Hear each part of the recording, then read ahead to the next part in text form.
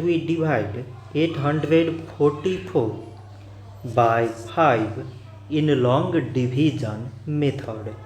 5 times 1 is 5. On subtracting we get 3. So now we put down this 4 and it is 34. 5 times 6 is 30. On subtracting we get 4.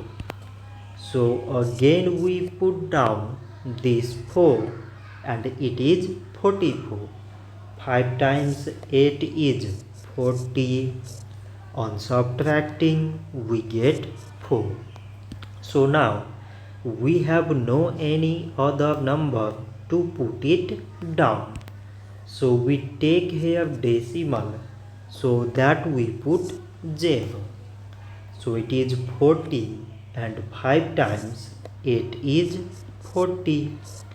On subtracting we get 0.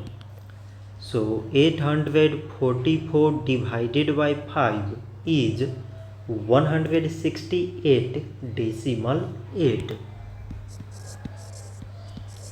So this much for today and thanks for watching.